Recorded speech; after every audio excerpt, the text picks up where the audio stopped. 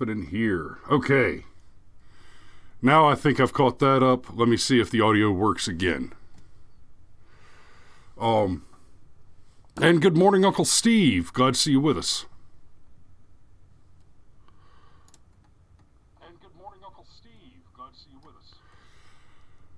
That appears to be fixed. Okay, so hopefully that translates into it's fixed for when Cameron comes back on. Sorry about that little hiccup this morning. Had a bit of a bug trying to get started. We've had a lot of issues lately with audio. It's something to do with the new software that I'm using, the restreaming services, and trying to get that figured out. So, good morning. We're going to talk about this morning. We're going to dig in on.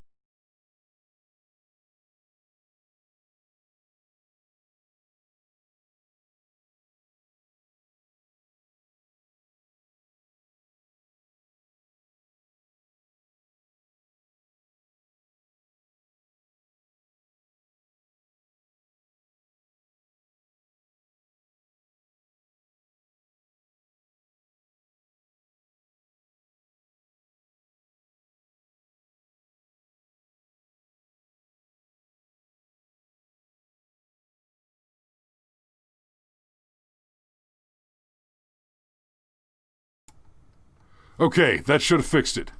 So I'm going to switch back to the big head view. You should have audio now, and you should still have audio here. So I'm going to just keep talking and assume that I fixed it until somebody tells me different. The COVID relief package is...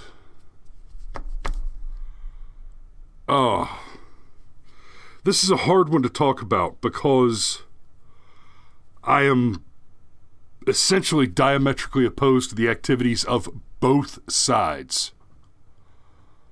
Right? So on the face of, from the very beginning, on the face of it, the COVID relief package, let's assume for just a moment that it was $2,000 to every American and nothing else. Right? A one-page deal, a one-page bill that said, we'll send every American $2,000. Okay. When and if that money hits my checking account, I'll use it because, I mean, what am I going to do? Withdraw it and burn it? But I would rather not have my money taken from me and then given back to me. Because one of the things you have to consider, and this is probably the greatest weakness of the bureaucracy to begin with, is it costs at least $5 for every dollar the government spends. So for them to send you a check for $2,000, they have to pay administrators, they have to pay accountants, they have to pay mail people, right? They have to, they're going to spool off a tree worth of paperwork on every single check.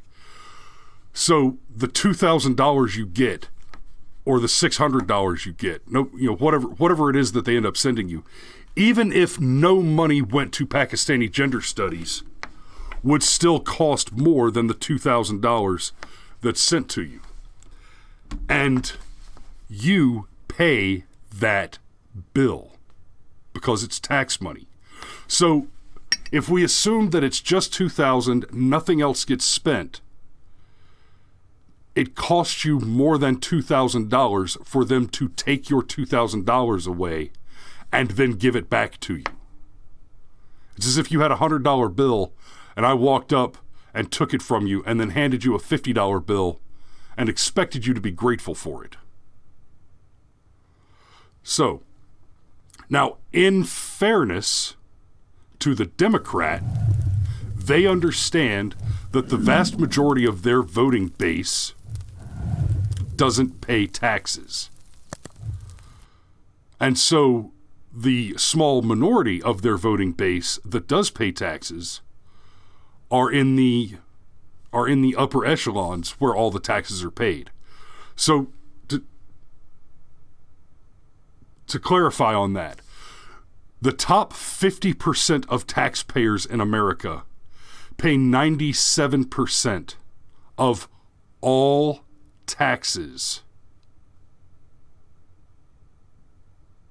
The top 1 or 2% pay more than half of that. So they talk about you're not paying your fair share. You know who's not paying their fair share? If you get food stamps, you are not paying your fair share because you're not paying anything. In fact, you are a net negative. You are doing the opposite of your fair share. Now, what is a fair share? That's a trickier question. Now, I will never subscribe to the concept of from each according to his abilities and to each according to his needs. No. You have value. And a life of choices has contributed to what that value is. You, as a person, get to trade on that value. And if you choose not to, why should it be at my expense that you choose to hoard the value of you? Just because you have decided to hoard your own value and not engage in commerce and trade and production, how should it then be that the cost of keeping you on the shelf is my burden to pay out of the work that I do to engage in that commerce and trade? If you are in the bottom 50%, I mean, okay, I've talked about voting many times in the past, and how if I had my way, I would revoke everyone's citizenship and make them reapply for it. If I had my way, once that was done, being a net contributor would be a requirement, a prerequisite to voting. Because if it's not, which it is not currently, if your finances, if your earnings, and more importantly, your tax bill are not a factor in whether or not you are qualified to vote, then that means that you are actively and constantly, everywhere and forever, incentivized to vote against the interests of every other American in support of your own interests. Because it's not just a question of there's a point at which half the people realize that they can just vote the money out from under the other half.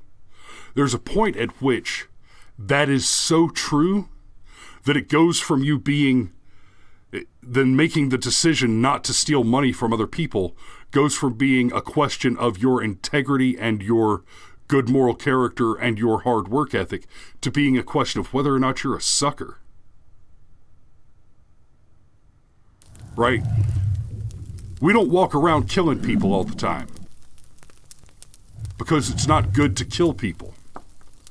Now, if I drop you into a war zone where suddenly not killing people is how you die, you have just gone from being a person of good moral character to being a sucker. Because now you're sacrificing your good moral character. Or now, rather, instead of sacrificing your good moral character, you're sacrificing your life to hold up that good moral character. When we see the liberties listed, it's always life, liberty, and the pursuit of happiness. That is because if you are not free, they're listed in that order for a reason. If you are not free, then you cannot pursue happiness.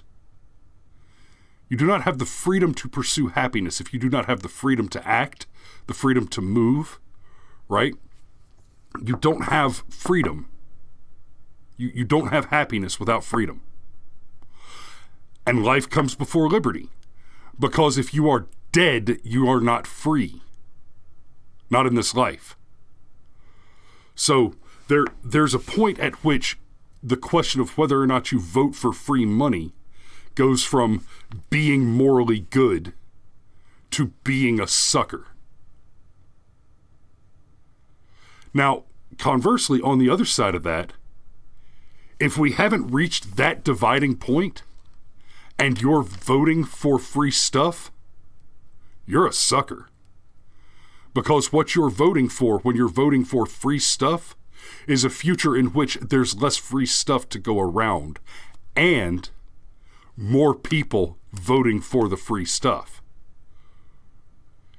Now, if you are actively voting to increase demand and decrease supply, you are essentially voting for eternal poverty.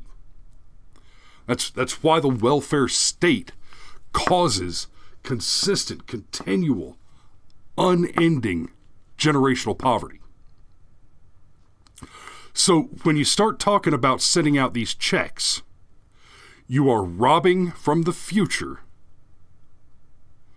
to pay people now with money that was theirs, which is expensive money, at the expense of the victims of your generosity. Which means, when you say stimulus check, you're a damn liar. And that's before you talk about any kind of pork. That's before you talk about... Tim says it's a virtual mooch fest. No, it's a very literal mooch fest, Tim. It's happening in real time. And all those problems with the idea of the stimulus check are a priori to whether or not we're sending money to Pakistan for gender studies, or we're sending money to study which insects humans will eat and won't. That's in there. Or we're running one to put rats on treadmills, I think it was. Really? There's foreign aid in this bill. There's foreign aid in this bill. Let me ask you, when's the last time anybody stroked the United States of America a foreign aid check?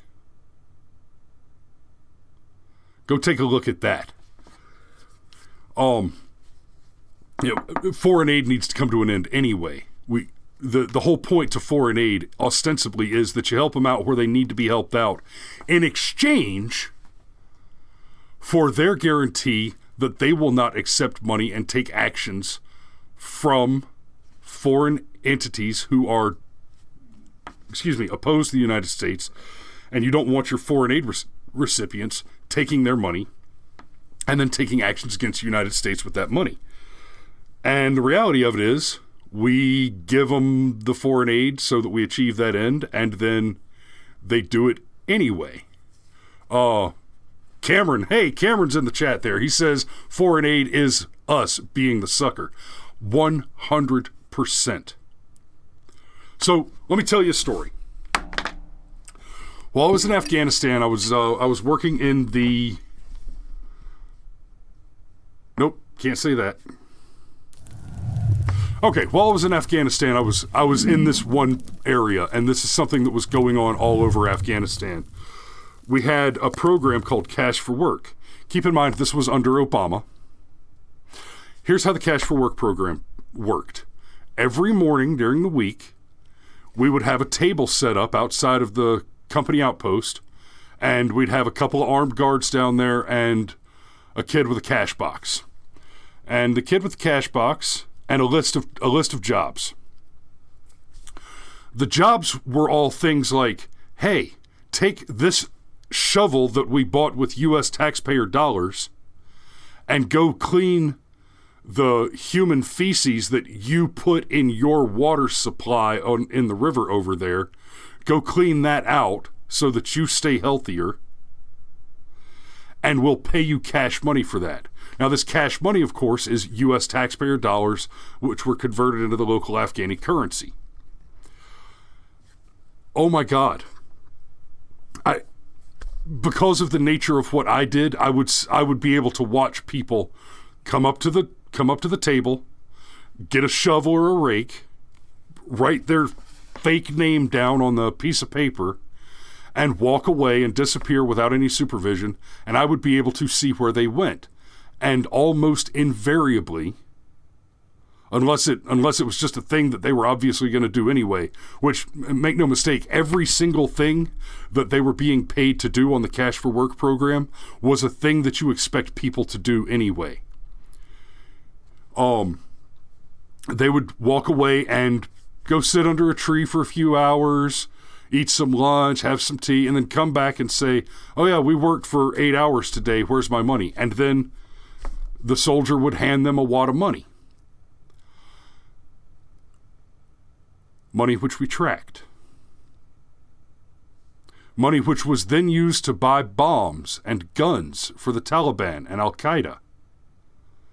Essentially, the money would go to these people, and the people would peel off a little piece of it to use for, groceries or whatever, but the bulk of it ended up going to, predictably, they would hand it off to some contact so that the money went into the system for the Arab terrorists, for the Afghani terrorists, for Taliban, Al-Qaeda, whoever, to continue funding their combat operations.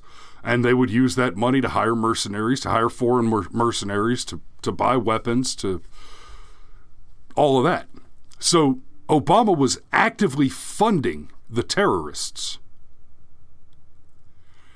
And the point of that story, that is literally how all foreign aid works. That is what foreign aid is. Yeah, Krista says it's amazing how the terrorists ran out of money and bombs when Obama left office. Yes, that's something that's worth talking about, actually. When Trump took office, shortly after Trump took office, we stopped hearing much about ISIS or Al-Qaeda or the Taliban. Two things happened when Trump took office. He started actually conducting wartime operations against our enemies, and while I suspect it hasn't stopped totally because we haven't ended all foreign aid like we should, he stopped actively donating to the cause. He stopped actively funding the combat operations of our enemies. And all of a sudden, without American money and American weapons, and Obama-era rules of engagement that didn't allow you to fight the enemy when you were supposed to, all of a sudden ISIS dried up. So, all that's to say that when you're talking about spending U.S. money, it cost more money to spend. Yeah, that's another thing about the foreign aid, is it cost $5 to send $1 to Israel.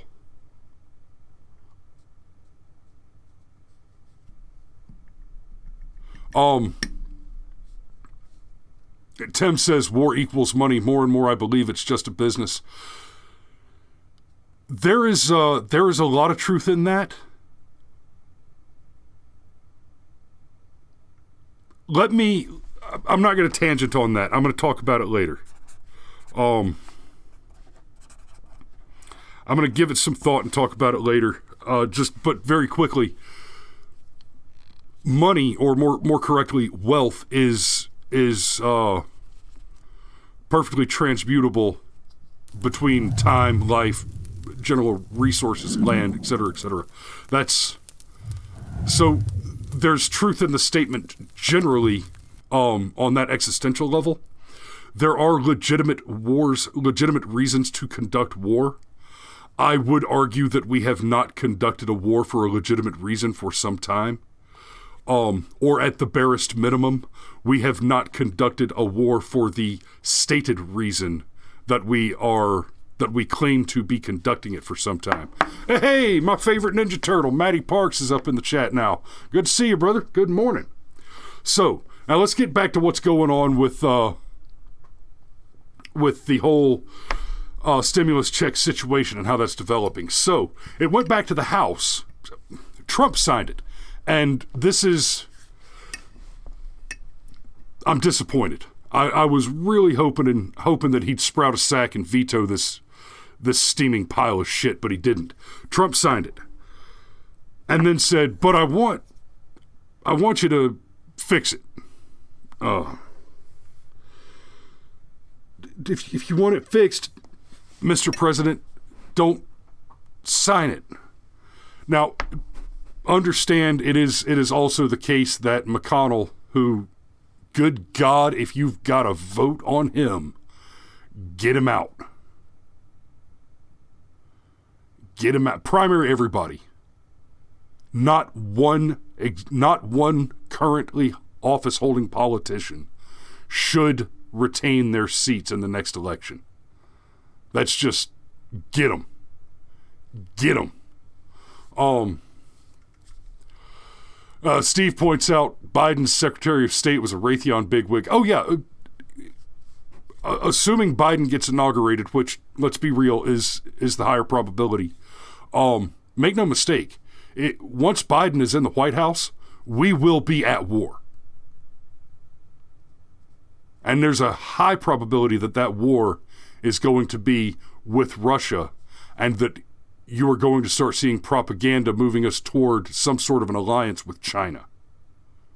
That's who Biden is. And the only reason they want to do war with that group wants to do war with Russia is because war with Russia is in the interest of China. There's no useful reason for us to be going to war with Russia. The only reason for the United States to be going to war with Russia, which is what is going to happen during a Biden administration, is that the Democrats want to do what China wants them to do. It's that easy. Wait, Tim, I ain't checked yet.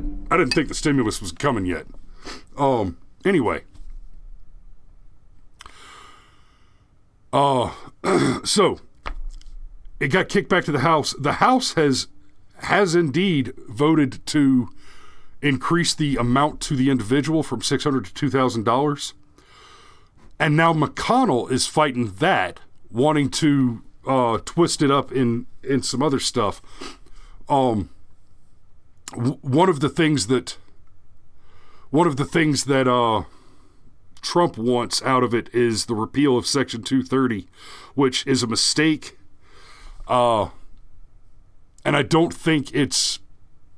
think it's a mistake because he doesn't understand what 230 is. What needs to happen with 230 is that it needs to be enforced, not repealed. The problem with 230 is not that 230 is bad law, surprisingly. The problem with 230 is it is law that is not being enforced.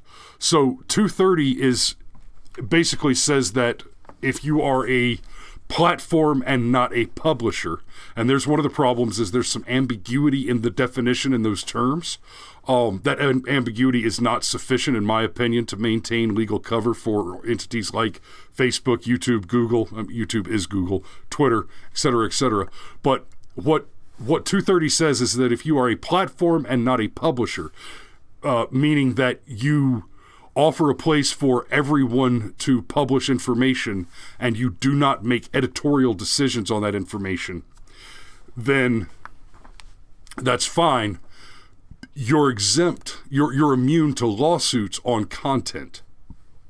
But if you are making determinations on which content is allowed and which content is not, then you are a publisher and you enjoy no such protection.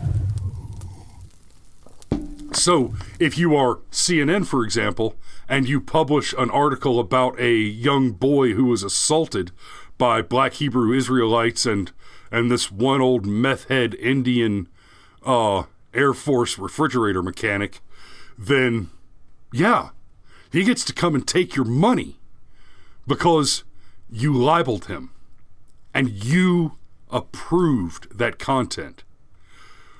Whereas as long as you're talking on the telephone, AT&T doesn't get to say, no, you're not allowed to say X, Y, and Z to your wife on the other end of the phone because we own the phone line. They don't get that.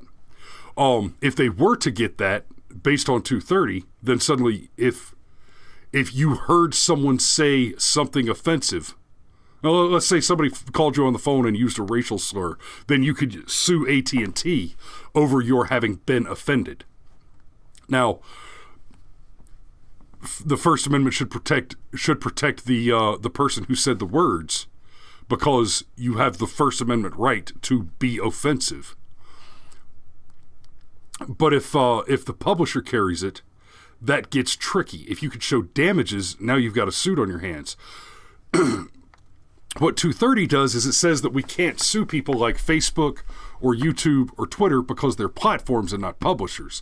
But the fact of the matter is, that's just false.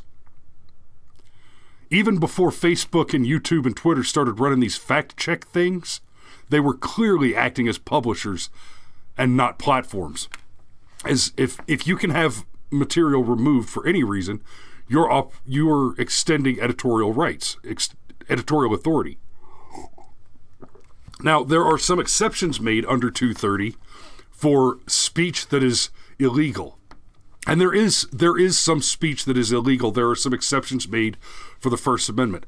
I don't approve, but under the law, that is the case. You cannot make threats.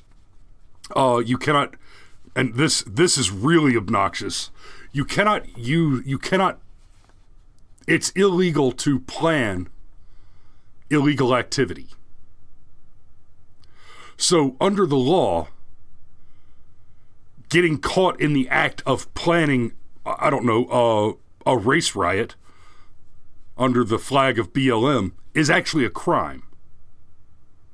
Now, if you're trying to organize a Trump rally, which will not include burning things and murdering people, as we've seen from the evidence that just hasn't happened, you will be removed.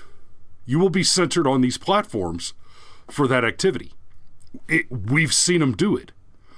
However, if you are using, for example, Twitter to plan an Antifa riot and making explicit demands that harm be caused to people and property, that's perfectly fine. That's totally okay with Twitter. They leave that up. And make no mistake, when I say they leave that up, I mean it's still up currently. So this isn't complicated. You don't repeal 230. You enforce it. Now, part of the onus here does belong to the American people. What it would take for this law to be enforced on these entities is people need to start filing lawsuits. People need to be filing a shitload of lawsuits. Unfortunately, the vast majority of us can't afford to just put half-Asian Bill the Kraken on retainer and go after him. But there are those that do. And so that's a great example. Steven Crowder's been fighting this fight for several years now. And they have put YouTube in their place on several occasions. That needs to happen more. That's all there is to it. It needs to be the case that, as to the greatest extent possible, every time someone, and I don't care what your politics are in this one, every time someone is censored on a platform, you need to file a lawsuit against that platform and make it clear that that platform has just made an editorial maneuver and bill them for damages. And those damages need to be severe. It can't just be, well, I would have sold 10 t-shirts at $20 a piece, plus it cost me X, Y, and Z to file the lawsuit, so I'm going to need $5,000. No. Hard, painful, punitive damages are the answer there. So, in summary, the stimulus is a mess. Sending these checks out is a mistake of the highest order. McConnell's pushback